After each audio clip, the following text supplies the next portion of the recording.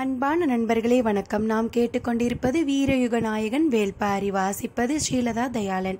போன பகுதியின் சுவையான நிகழ்வுகள். கார்த்திகை என்று நட்சத்திரத்துக்கு முருகன் பெயர் வைத்தது பற்றி பாரி சொன்னதை பார்த்தோம். அன்னமழகி அரிசி வள்ளி முருகனுக்கு கொடுத்தாள். காண வெள்ளெருக்கு நீர் இருக்கும் பகுதியில் மட்டும் முளைக்கும் போன்ற செய்திகளை பார்த்தோம். வள்ளி அழைத்து போன இடத்தை பார்த்து முருகன் மலைத்து நிற்பதை பார்த்தோம். அப்படி என்ன இருந்தது என்பதனை பார்க்க கதைக்குள். ஒரு பெரும் பாறையின் முனை திரும்பினாள் அவள். பின்னால் வந்தவன் அதே போல பாறை கடந்ததும் முனை திரும்பினான். திரும்பிய கணத்தில் அவன் கண்கள் பார்த்த காட்சி அவனை அசையவிடாமல் அப்படியே நிறுத்தியது. இமை கொட்டாமல் பார்த்தான் முருகன், தான் வாழ்வில் இதுவரை பார்க்காத ஒன்றை. அத்தியாயம் 33. குறுக்கு வழியில் உள் நுழைந்து புது நிலப்பகுதியை பார்த்த கணத்தில் மெய்மறந்து நின்றான் முருகன். பெருவட்ட வடிவில் மலைகள் சூழ்ந்திருந்தன. உயர்ந்து நிற்கும் அடர் மரங்களை கொண்ட அந்த மலை வளையத்தின் நடுவே பறந்து விரிந்த நிலப்பரப்பு. அந்நிலப்பரப்பு முழுவதும் கழுத்தளவிற்கு வளைந்து நிற்கும் புல்வெளி. பார்க்கும்போது அதன் அழகு பெருகிக்கொண்டே இருப்பது போல உணர்ந்தான். சூழலில் மிதக்கும் மனம் மெல்லிய மயக்கத்தை ஏற்படுத்தியது. இந்த அழகை விட்டு பார்வை பிரியாது என்றாள் வள்ளி. குரல் கேட்டு திரும்பாமலே முருகன் கேட்டான். புலனறிய முடியாத மயக்கம் சூழ்கிறது. என்ன இருக்கிறது இவ்விடத்தில்? நமது கண்களுக்கு முன்னால் வளைந்து நிற்பது நரந்தம் புல். இதன் நறுமணம் யாரையும் மயக்கிவிடும். மயிலம் மலர் போலத்தான் இதுவும். காய காய நறுமணம் அதிகமாகிக் கொண்டே இருக்கும். காய்ந்த சருகுகள் வெளிப்படுத்தும் வாசனைக்கு அளவேதும் இல்லை. நீலக்கடலுக்குள் உப்பு தேங்கி கிடப்பதை போல இந்நரந்தம் புல்வெளியில் நறுமணம் தேங்கி கிடக்கிறது. சொல்லியபடி முருகனின் கைப்பிடித்து புல்வெளிக்குள் நுழைந்தாள் வள்ளி. புற்களை கையால் விலக்கி காலால் மிதித்து நடக்கையில் கிளர்ந்த நறுமணம் இருவரின் மனத்தையும் மயக்கி சுழற்றியது. ஏற்கனவே உட்கொண்டிருந்த அன்னமகிழரசி உள்ளுக்குள் மலர்த்தலை தொடங்கியது. உடலும் மனமும் காற்றாய் மிதக்க காதல் கனிவாய் உருகி மனமாய் பெருகியது. அவர்களின் பார்வைக்கு முன் பறவைகளும் விலங்கினங்களும் குறுக்கும் நெடுக்குமாக கடந்தபடி இருந்தன.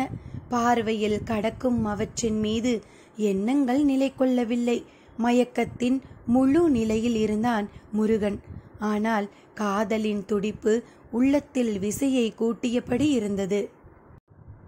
முருகனின் ஆழ்மனம் விழித்திருந்தது. இது வெறும் மயக்கம் என்றால் நாம் எப்பொழுதோ நினைவை தவறவிட்டிருக்க வேண்டும். ஆனால் இப்பொழுதும் நினைவிருக்கிறது. மயங்கிய மனம் காதலை தவிர வேறெதிலும் நிலை கொள்ள மறுக்கிறது. என்ன நிகழ்கிறது இங்கு? வள்ளி கைப்பிடித்து முருகனை அழைத்துச் சென்றாள். மயக்கம் தெளிய தெளிய ஆள் மயக்கத்திற்குள் அவர்கள் நுழைந்தனர். புல்வெளியின் நடுவில் இருந்த சிறு மேட்டில் அமர்ந்தாள் வள்ளி. அமர்ந்த கணம் அவள் மடிதனில் சாய்ந்தான் முருகன். தனது மடியில் அவன் முகம் ஏந்தியபடி எதையோ சொல்ல வாயெடுத்தாள். சொல்லின்றி அமைதியானாள். அவள் முகம் பார்த்த முருகனுக்கு எல்லாம் புரிந்தது. கணநேரம் எழிலை பாலையின் அணுக்கத்தில் நிறுத்தி மலர வைத்தேன்.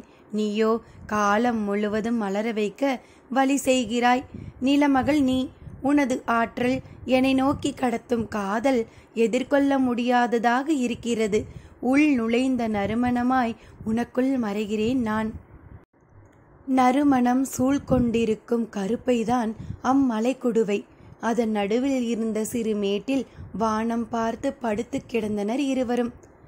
நிறையிருள் கொண்டு வானம் கருத்திருக்க எங்கும் விண்மீன்கள் ஒளி வீசின. காதலில் தெளியும் பொழுதுதான் மயக்கத்தின் ஆழம் புரிகிறது. ஆழத்தை அறியும் பொழுதுதான் அது அறிய முடியாத இடம் என்ற உண்மை உரைக்கிறது. அன்னமகிழரசி உடலை மலர வைத்தது. நரந்தம் புல் மனதை மலர வைத்தது. வள்ளியின் அணுக்கம் மலர்தலில் வாழ வைத்தது. வள்ளி சொன்னாள், இவ்விடத்தில் இணையோடு இருக்கும் உயிரினங்கள் மட்டுமே தங்க முடியும். நரந்தம் புல் கிளர்த்தும் மனவெளிச்சி தனித்த உயிரினத்தை விரட்டிவிடும். பறவைகளும் விலங்கினங்களும் நீங்காத மயக்கம் கொண்டு காதலில் திளைத்திருக்கின்றன. பார்த்து கொண்டுதானே இருக்கிறேன். புலிகளுக்கு முன் இணைமான்கள் மலர் உண்ணுகின்றன.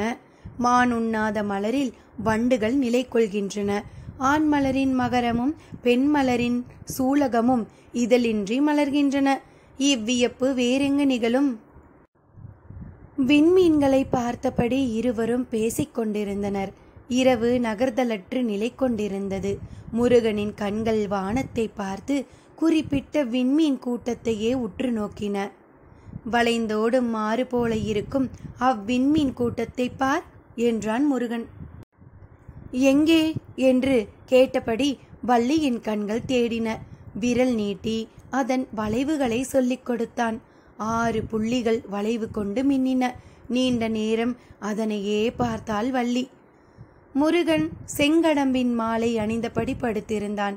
வள்ளியின் மேனியெல்லாம் அதன் மனம் வீசியபடி இருந்தது. மாலையில்லாத தனது உடலில் மணக்கும் செங்கடம்பின் வாசனையை நுகர்ந்தபடி இடப்புறம் திரும்பினாள்.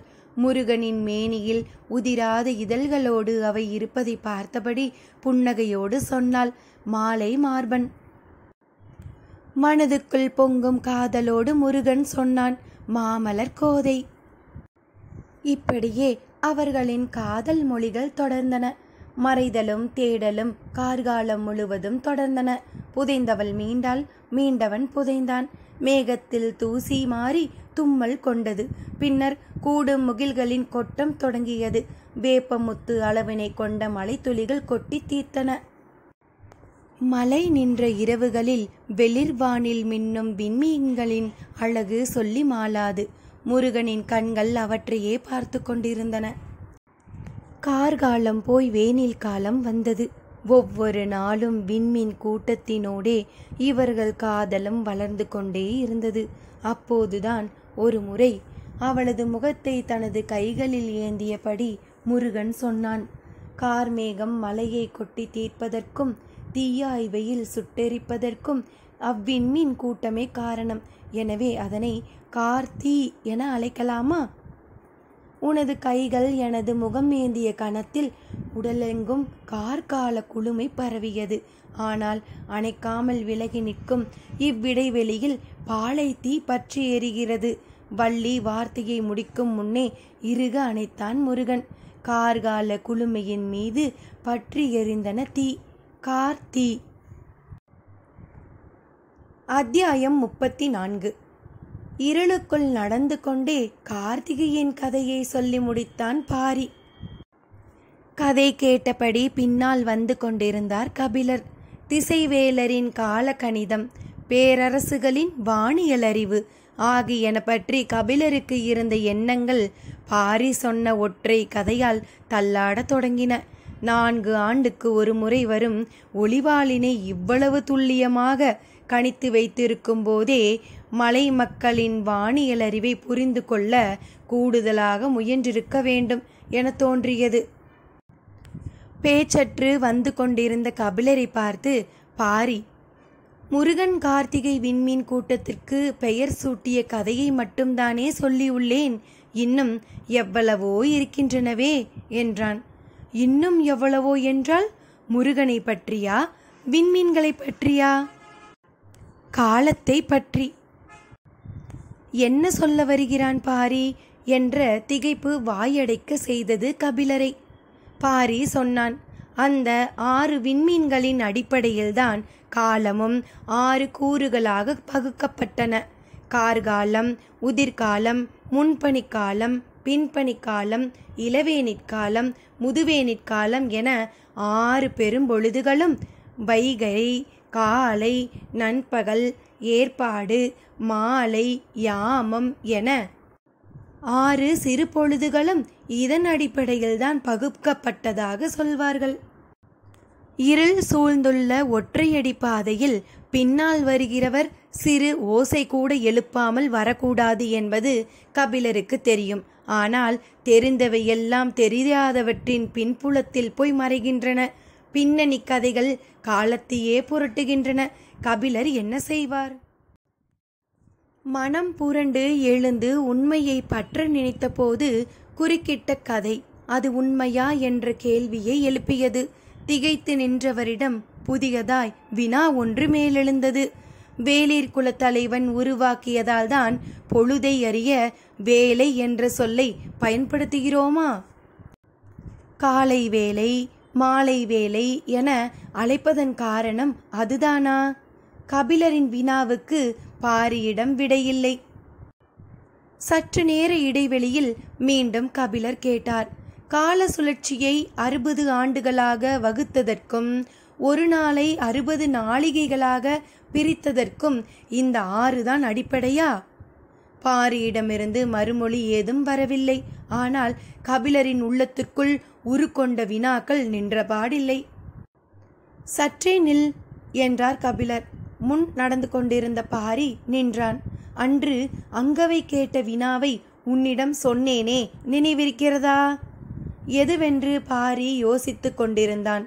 அந்த பொழுது கூட கபிலரால் காத்திருக்க முடியவில்லை. உயிரெழுத்துக்கள் ஏன் 12 என்று கேட்டாலே என்றார். ஆம் என்றான் பாரி. உயிரெழுத்துக்கள் 12, மெய்யெழுத்துக்கள் 18, எல்லாம் 6இன் மடங்குகளாகவே இருப்பது அதனால்தானா? 6 என்ற அச்சின் மீதுதான் எம் மொழி நிலை கொண்டுள்ளதா? 6 என்பது எண்ணாகவும் நதியாகவும் மொழியாகவும் காலமாகவும் விரிவு கொண்டதா என கேள்விகளை அடுக்கிக் கொண்டே போனார் கபிலர். அமைதியாய் நின்ற பாரி சொன்னான். இந்த வினாக்களுக்கு விடை கூற வேண்டியவர் நீங்கள்தானே, என்னிடம் கேட்கிறீர்கள்? விடையை யாரும் சொல்லிவிடலாம். வினாக்கள் உருத்திரள்வதுதான் முக்கியம். பரம்பின் மீது ஏறத் தொடங்கியதிலிருந்து நான் முக்கியமாக கண்டடைந்தது விடையை அல்ல, வினாவைத்தான். பெரும் உண்மைகள் எளிய கேள்விகளுக்குள் தலை நுழைந்துதான் வெளிவருகின்றன. கபிலர் கேள்விகளுக்குள் தலை நுழைத்து கொண்டிருந்தார். காலத்தை பற்றி வேறென்ன சொல்ல வந்தாய்? முருகன் அளவுக்கு இயற்கையின் ஒவ்வொரு அசைவையும் நுட்பத்தையும் புரிந்து கொண்ட இன்னொரு தலைவன் இல்லை. முருகனோடு 2 பறவைகளை பற்றிய கதைகளை இணைத்தே மக்கள் சொல்வர், கேட்டிருக்கிறீர்களா? நான் கேள்விப்பட்ட கதைகள் எல்லாம் இங்கு தலைகீழாக மாறிவிடுகிறதே. நீ எந்த பறவைகளை சொல்கிறாய்? சேவலையும் மயிலையும் தான். இந்த பறவைகளுக்கும் காலத்துக்கும் இருக்கும் உறவை பற்றி கபிலர் சிந்தித்து கொண்டிருந்த போது பாரி சொன்னான். சேவல் கதிரவன் விரும்பி. செந்நிற ஒளியின் முதல் கீற்று வானில் மேலெழத் தொடங்கியவுடன் குதூகலித்து கொக்கரிக்க தொடங்கிவிடும். அதன் மகிழ்வுக்கு அளவு ஏதும் இல்லை. அதே போலத்தான் மயிலும். அது மழை விரும்பி. கார்மேகங்கள் கூடத் தொடங்கியதும் குதூகலிக்க தொடங்கும். இறகு விரித்து தனது மகிழ்வை கொண்டாடும். நெருப்பும் நீரும் போலத்தான் கார்த்திகையின் இன்னொரு குறியீடு இவை இரண்டும். சேவலின் கொக்கரிப்பையும் மயிலின் தோகை விரிப்பையும் கார்த்திகையோடு இணைத்து பாரி சொன்ன கணத்தில் உடல் சிலிர்த்து அடங்கியது. காலத்தின் எதிரெதிர் முனைகளை வைத்துத்தான் முருகனை பற்றிய எல்லா கதைகளும் பின்னப்பட்டுள்ளன என தோன்றிய போதே 60ஆம் கோழியின் நினைவு வந்தது. முருகனுக்கு மிகவும் பிடித்தது 60ஆம் கோழி என்றுதானே பரம்பு மக்கள் சொன்னார்கள். இளஞ்சிரிப்பு மாறாமல் பாரி சொன்னான். சேவலும் மயிலும் காலத்தின் குறியீடு என்றால் 60ஆம் கோழி காதலின் குறியீடு. அது முழுநிலா நாளில் வானம் பார்த்து தனது மெல்லிய குரல் கொண்டு ஒலி எழுப்பும். சேவல் போல தனது அழகு திறந்து கூவாது. மூடிய வாயின் முணுமுணுப்பாய் வெளிவரும் இசை வண்டுகளின் ரீங்காரம் போல மெல்லொலி எழுப்பும். வள்ளியும் முருகனும் நரந்தம் புள்ளின் நடுமேட்டில் இருந்த காலமெல்லாம் காற்றில் மிதந்த ஓசை அதனுடையதுதான். அந்த ஓசை காதலர்கள் உயிர் சுரண்டு ஓருடல் கொள்ள வழி செய்யும். கார்காலமும் வேனிற்காலமும் இணைந்ததன் அடையாளமாக கார்த்திகை இருப்பதைப் போல ஆணும் பெண்ணும் இணைந்த காதல் அடையாளம்தான் 60ஆம் கோழி. ஒரு வகையில் எரியும் நீரும் குளிரும் நெருப்பும் தான் இதுவும். காலத்தையும் காதலையும் வைத்து வள்ளியுடன் நடத்திய விளையாட்டு வள்ளி முருகனை பற்றிய எல்லா கதைகளிலும் நிகழும் போலும் என்றார் கபிலர். காலத்துடனும் காதலுடனும் விளையாடி பார்க்க விருப்பமில்லாத மனிதன் யார்? மனிதனின் அடிப்படையான விருப்பம் இவை இரண்டும் தானே. அதனால்தான் எல்லோருக்கும் இந்த விளையாட்டு பிடித்திருக்கிறது. அவை விளையாடி தீர்த்த வள்ளி முருகனையும் பிடித்திருக்கிறது. பாரியும் கபிலரும் இருவேறு உலகுக்குள் நீந்தியபடி நடந்து சென்றனர். இருளின் அடர்த்தி குறையத் தொடங்கியது. மழை நின்ற இரவு. கிழக்கே மேலெழும் புத்தொளிக்காக காத்திருந்தது. பறவைகளின் குரலொலி கேட்டபடி இருவரும் நடந்தனர். நீண்ட நேரம் கழித்து கபிலர் கேட்டார், முருகன் கண்டறிந்தவை வேறு என்னென்ன? நிறைய இருக்கின்றன, ஆனால் சொல்ல முடியாதவைகளாக இருக்கின்றன. என்னிடம் சொல்ல முடியாதவையா? ஆம், தம் குலம் அல்லாதவர்களுடன் பகிர்ந்து கொள்ள முடியாதவை குலங்களில் நிறைய உண்டல்லவா? நீண்ட நேரம் கழித்து கதைகளிலிருந்து மீண்டு தன்னிலைக்கு வந்தார் கபிலர். எவ்வளவு ஒன்றினாலும் விலக வேண்டிய இடம் உண்டு என்பதனை உணரும் நேரம் சற்றே கடுமையானதுதான். ஆனாலும் அவை குறித்து நீங்கள் ஏற்கனவே கேள்வி எழுப்பிவிட்டீர்கள். உங்களது கேள்வியால் திகைத்து போய் நின்றது அன்றுதான் என்றான் பாரி. எதை சொல்கிறான் பாரி என யோசித்து கொண்டிருந்தார் கபிலர். பாரி சொன்னான், ஒளிவாளினை பார்க்க குன்றுக்கு மேல் உங்களை நான் அழைத்துச் சென்றபோது நீங்கள் கேள்வி ஒன்று கேட்டீர்கள். கபிலர் சிந்தித்தபடியே சொன்னார். பாலி நகர் பற்றி கேட்டேன். அங்கு வேளிர்களின் செல்வங்கள் பாதுகாத்து வைக்கப்பட்டுள்ளனவா என்று கேட்டேன். பாரி சொன்னான், குமரி கடல் முதல் வடதிசையின் எல்லை வரை இருக்கும் இந்த பச்சை மலை தொடரில் இருப்பவர்கள் 14 வேளிர்கள். இந்த வேளிர் கூட்டம் தங்களுக்கு கிடைக்கும் பெரும் செல்வம் எதுவானாலும் அதை பாலி நகரில் வைத்து பாதுகாக்க வேண்டும் என்று முன்னோர்கள் விதி செய்தனர். அந்த பாலி நகரை உருவாக்கியவன் முருகன். தான் அன்று கேட்ட வினாவுக்கு இன்று பாரியிடமிருந்து விடை வந்தது. அந்நகரை வேளிர் மட்டுமே அறிவர் என கேள்விப்பட்டுள்ளேன். ஆம் என்றான் பாரி. பிறரால் அறிய முடியாத நகரம் மண்ணில் எப்படி இருக்க முடியும்? மண்ணின் மேல் இருக்க முடியாது, மண்ணுக்குள் இருக்க முடியும் அல்லவா? கபிலர் மிரண்டு நின்றார். பாரி சொன்னான், அது மண்ணுக்குள் வடிவமைக்கப்பட்ட அமைப்புகளை கொண்டது. அங்குதான் ஆதி காலந்தொட்டு வேளிர்களின் செல்வங்கள், அதாவது பச்சை மலையின் வியக்கத்தகு செல்வங்கள் சேகரிக்கப்பட்டு வருகின்றன. அந்த பாலி நகரை பாதுகாக்கும் பொறுப்பை எவ்வியிடம் ஒப்படைத்தான் முருகன். அன்றிலிருந்து பரம்பின் மக்கள் அதை பாதுகாத்து வருகிறார்கள். மற்ற வேளிர்கள் அந்த இடத்திற்கு வந்து செல்கின்றனரா? ஆம், பாதுகாப்பது மட்டும்தான் எங்களின் பணி. மற்ற அனைத்து வேளிர்களுக்கும் அந்த இடம் எங்கு இருக்கிறது என்று உண்மை தெரியும். எவ்வியூரிலிருந்து மலைப்பாதையின் வழியே போனால் பாலி நகர் போய்விடலாம் என்று நீ சொன்னாயே. கபிலர் முடிப்பதற்குள் பாரி சொன்னான், அது வெளித்தோற்றத்திற்காக நாங்கள் அமைத்துள்ள சிறு பாலிக்கான பாதை. பெரும் பாலி இருக்கும் இடம் வேறொன்று. முடிச்சோடு நின்றது பாரியின் மறுமொழி. இதை நேரடியாக கேட்க முடியாது, ஆனால் கேட்காமல் இருக்கவும் முடியாது. என்ன செய்யலாம் என்று சிந்தித்தபடியே கபிலர் கேட்டார், மலைப்பகுதிக்குள் மண்ணுக்குள் இருக்கும் ஓர் இடத்தை எல்லா காலங்களிலும் பாதுகாத்து விட முடியுமா? கால ஓட்டத்தில் எளிதில் அழிந்து விடாதா? எவ்வளவு நிதானத்துடனும் கூர்மையுடனும் கபிலர் பாலி நகரை நெருங்குகிறார் என்பதனை பாரி கவனித்தபடியே சொன்னான். அந்த நகரை இப்போது மட்டுமல்ல, இன்னும் எத்தனை 1000 ஆண்டானாலும் மண்ணுள் எவ்வளவு ஆழம் புதைந்தாலும் வேளிர் குலத்தவரால் கண்டுபிடித்துவிட முடியும். எப்படி கேட்பது? பாரிக்கு இக்கட்டான நிலையை உருவாக்கிவிடும் என்று கபிலருக்கு தோன்றியது. ஆனால் கேட்காமல் இருப்பது உருவாகும் எண்ணத்தை மறைக்கும் செயல். மறைக்க முயல்வது தோழமை அன்று என்று எண்ணியபடியே கபிலர் கேட்டார், எப்படி என்பதனை நீ வெளிப்படுத்த தேவையில்லை. கபிலரின் சொல்லாற்றல் கண்டு வியர்ந்து நின்றான் பாரி.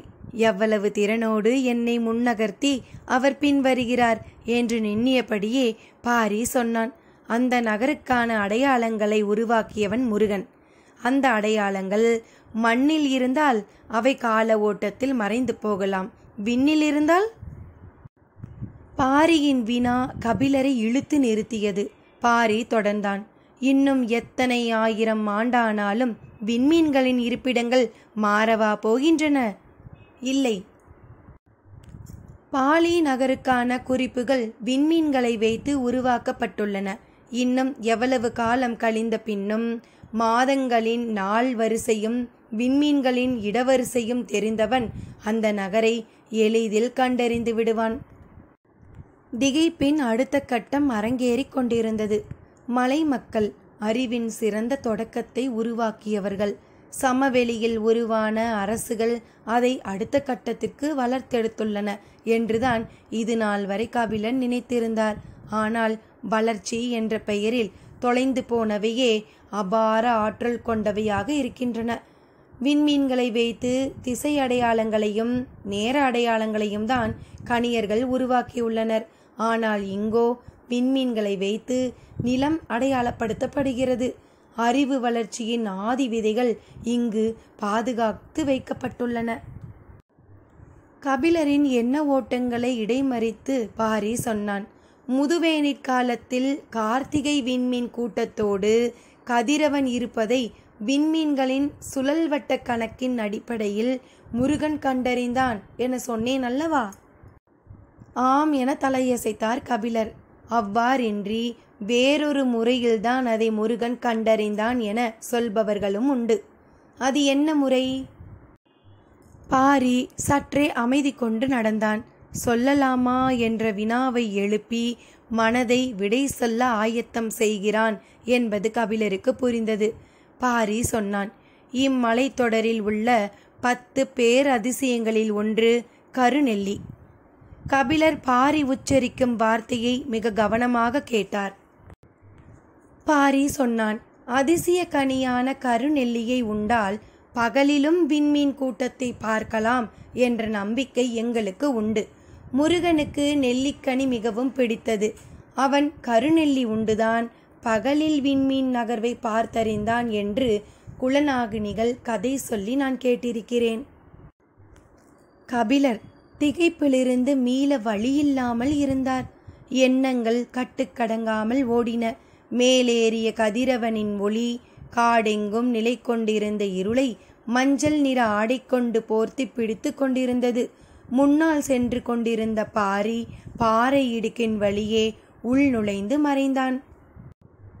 அதற்குள் உள்ளே மறைந்து விட்டானே, அவ்வளவு அடர்ந்த இடுக்கு பாதையா அது என்று நினைத்தபடியே கவனமாக கால் தூக்கி வைத்து உள் நுழைந்தார். இருள் சூழ்ந்த பாதை நீண்டிருந்தது. சற்று தொலைவு நடந்தான். பெரும் பாறை ஒன்று பாதையின் குறுக்கே நிற்பது தெரிந்தது. அதன் பின்புறமிருந்து காலை கதிரவனின் ஒளி தெரித்து சிதறிக் கொண்டிருந்தது. எத்தனை முறை பார்த்தாலும் இருளுக்குள் பாய்ந்து நுழையும் ஒளிக்கதிருக்கு இணை சொல்ல ஏதுமில்லை என நினைத்தபடியே பாறையின் அருகில் வந்து முன்புறம் திரும்பினார் கபிலர். திருப்பத்தில்தான் எல்லாம் இருந்தன. இணை சொல்ல முடியாதவை என்ற சொல்லின் முழுமையை இயற்கை அவருக்கு காண்பித்தது. வட்ட வடிவ பசுங்குடுவையை போல் கண்ணுக்கெதிரே பறந்து விரிந்த புல்வெளி, இரு கை கொண்டு அணைத்து பிடித்தபடி சுற்றி கிடக்கும் மலைக்குன்றுகள், கதிரவனின் ஒளி பொழிய தொடங்கும் போது களையத் தொடங்கிய இணைப்பறவைகளின் ஓசை, காற்றெங்கும் மிதந்த நரந்தம்புல்லின் மனம். உறைந்து நின்றார் கபிலர். சற்றே விலகி நின்று அவர் முகம் பார்த்து மகிழ்ந்தான் பாரி. கார்காலத்தின் முதுமலை கொட்டத் தொடங்கியது. இன்னும் சில நாட்களில் அடைமழை தொடங்கும். மழை நீரின் கனம் தாங்காமல் இலையும் இரவின் குளிர் தாங்காமல் மழையும் நடுங்கியபடி இருக்கப் போகின்றன. கபிலருக்கு எலிமயிர் போர்வை நெய்யும் பணி முடியப் போகிறது. தப்பிச் செல்ல முடியா பேரெலியின் மயிர்தோல் கொண்டு தொல்புலவன் போர்த்த படை இருக்கிறான். அந்த நாளுக்காக காத்திருந்தனர் எல்லோரும். கபிலரின் மனமோ நரந்தம்புல் மேட்டிலும் கார்த்திகையின் கணக்குகளிலும் மொழியின் புதிர்களிலும் போய் மாட்டி நின்றது. அவற்றின் நாளம் வசப்படவில்லை. எனவே அதிலிருந்து மீள முடியவில்லை. நீலன் தனைமயக்கி மூலிகை கொடுத்து கதையை மறக்க வைத்தான். பாரியோ கதையை சொல்லி மீதமுள்ள எல்லாவற்றையும் மறக்க வைத்தான். மறதிக்கும் நினைவுகளுக்கும் நடுவில் பெரும் வேட்டையை தன்னந்தனியாக நடத்தி கொண்டிருந்தார் கபிலர். மீள முடியா அந்த மனநிலையோடுதான் பிள்ளைகளுக்கு பாடம் நடத்தினார். அங்கவையின் வினாக்கள் வழக்கம் போல் அறிதலின் வழியேதான் இருந்தது. மற்றவர்களும் ஆர்வமுடன் பாடம் பயின்றனர். மயிலா புறப்பட வேண்டிய நாள் வந்துவிட்டது. அவள் நீலனை பார்க்காமல் நீண்ட நாள் விலகியிருந்தது இப்போதுதான். ஆனால் தனது பெயரையும் நீலனின் பெயரையும் அவள் எழுத கற்றிருந்தாள். அது அளவற்ற மகிழ்வை உருவாக்கியிருந்தது. அவனின் இரகசியம் ஒன்று தனக்குள் அடங்கிவிட்டதாக அவள் நினைத்தாள். தனது விரல்களின் வழியே நீளும் கோடுகளுக்குள் அடங்கிய அவனை நினைத்து மகிழ்ந்தாள்.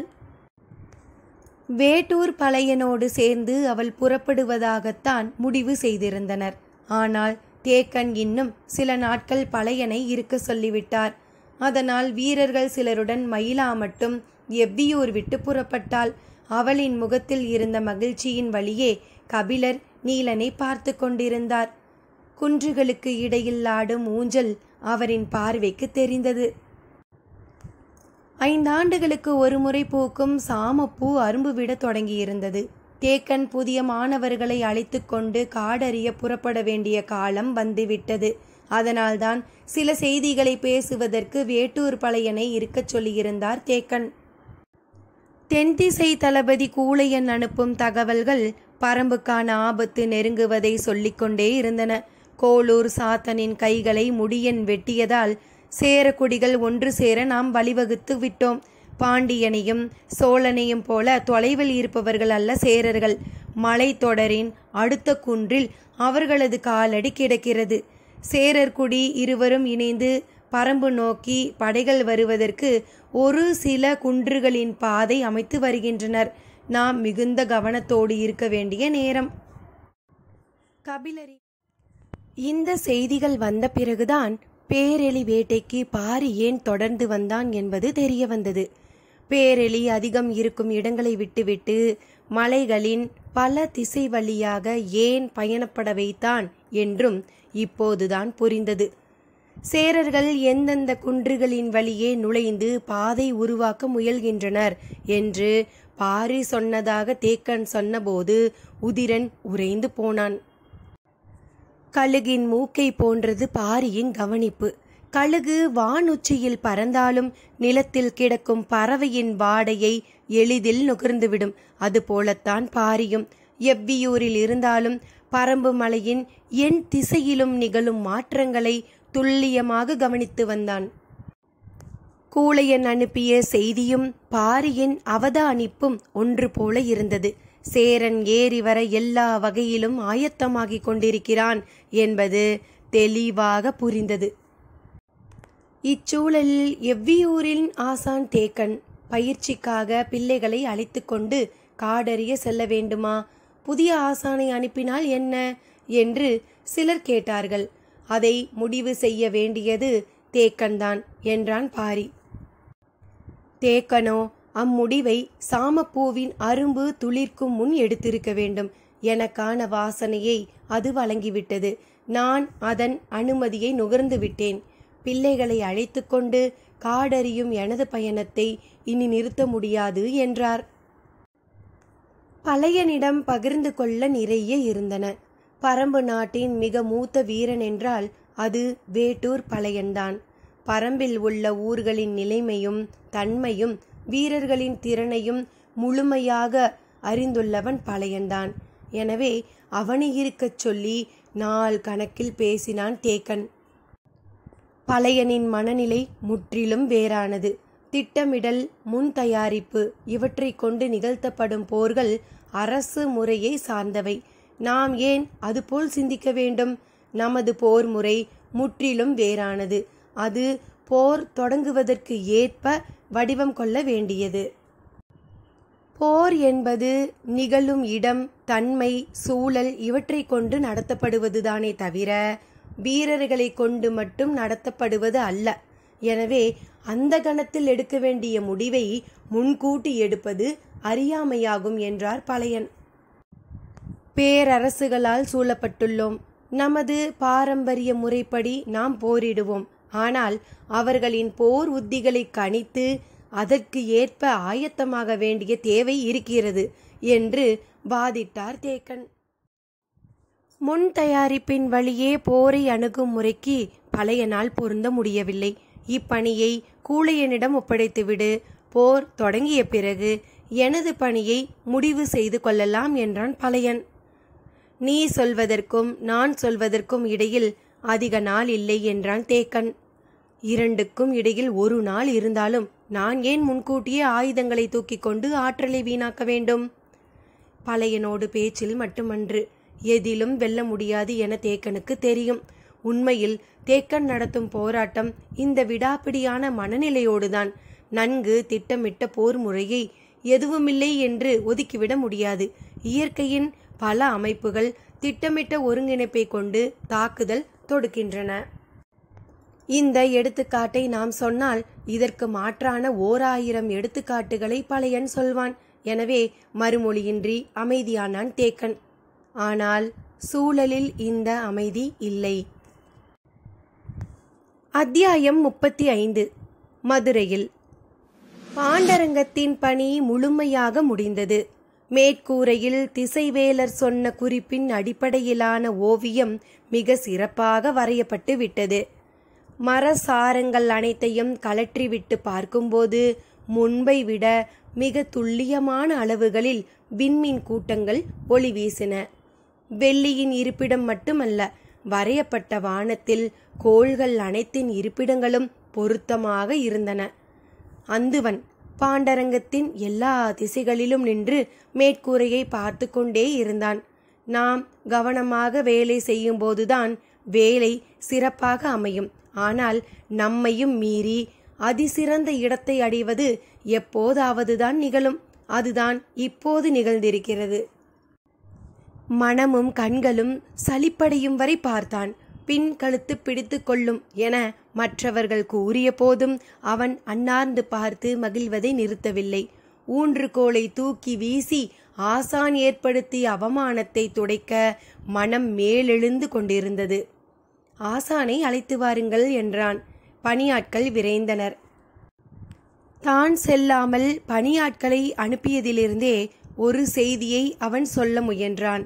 அறிவு செருக்கின் செயல்பாடு இதுவென ஆசானுக்கு தெரியும். மாணவர்களிடம் அவர் எதிர்பார்ப்பது இதைத்தான். ஆனால் அவர் எதிர்பார்ப்புக்கு மாறாக நடந்துவிட்டால் விளைவு அப்படியே தலைகீழாக மாறிவிடும். அதன் பிறகு வாழ்வில் மறக்க முடியாத நாளாக அது மாறும். இதை மாணவர்கள் அறிவர். எனவே அறிவு செருக்கை வெளிக்காட்டி அவரை மகிழ்விக்கும் ஆபத்தை செய்ய யாரும் துணிய மாட்டார்கள். ஆனால் அந்துவன் துணிந்தான். மேற்கூரையில் பறந்து விரிந்து கிடந்த வான்வெளி அவனை துணிந்து நில் என சொல்லியது. காலம் கைகூடும் கனவு இது என அவனது மனம் துணிந்தது. இந்த காலம் முழுவதும் தன்னோடு இருந்த தேவாங்குகளுக்கு நன்றி சொல்லும் வகையில் அந்த கூண்டுக்கு அருகில் வந்து அவற்றிற்கு பிடித்த பள்ளி முட்டையை உள்ளே உருட்டினான். வழக்கம் போல சிறிது நேரம் தயக்கத்திற்கு பிறகு இரண்டும் அந்த முட்டையை நோக்கி வந்தன. ஒன்று அதை எடுத்துக்கொண்டு ஓரத்தில் போய் உட்கார்ந்தது. இன்னொன்று அவனை பாவமாக பார்த்தது. அடுத்த முட்டையை உருட்டினான். இன்னொன்று அதை எடுத்துச் சென்றது. அதன் மகிழ்ச்சியை கவனித்தான். சற்றே மாறுபட்ட ஒன்று அவன் கண்ணில் பட்டது. அதை பெரிதாக எடுத்துக்கொள்ளாமல் அடுத்தடுத்த முட்டைகளை உருட்டிவிட்டான். அவை இரண்டும் எடுத்து தின்றன. முன்னர் அவன் கண்ணில் பட்ட அதே செயல் மீண்டும் பட்டது. இது தற்செயலாக இருக்கும் என நினைத்தான். அடுத்தும் பள்ளி முட்டைகளை உருட்டிவிட்டான். மீண்டும் அதுவே நடந்தது.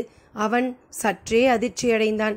அப்படி இருக்காது என நினைத்தவன் பள்ளி முட்டைகளை உருட்டுவதை நிறுத்திவிட்டு சிறு கம்பு ஒன்றை எடுத்தான். அவ்வளவு நேரம் முட்டையை தின்று அவற்றை குச்சி கொண்டு விரட்டினான். அவை அஞ்சி உள்ளொடுங்கின. அப்போதும் அவற்றின் செயல் ஒன்று போலவே இருந்தது. மீண்டும் அவன் குச்சியை ஓங்கினான். உள்ளே போய் ஒண்டியவை வேறு இடம் நகராமல் அங்கேயே பதுங்கின. அவன் குச்சியால் சற்று அடித்து அவற்றை கலைத்தான். அவை கத்தியபடி அந்த இடம் விட்டு நகர்ந்து கூண்டின் இன்னொரு பக்கம் வந்தன. அவன் கண்கள் நம்ப முடியாத ஒரு வியர்ப்பை கண்டு கொண்டிருந்தன. நான் காண்பது உண்மைதானா என அவன் தன்னை மீண்டும் மீண்டும் கேட்டபடி அந்த சோதனையை நடத்தி கொண்டே இருந்தான். பார்த்து கொண்டிருந்த பணியாட்களுக்கு என்ன நடக்கிறது என்பது புரியவில்லை. மகிழ்ச்சியாக இருந்த இவர் திடீரென அந்த விலங்கை ஏன் இந்த பாடுபடுத்துகிறார் என புரியாமல் திகைத்தனர்.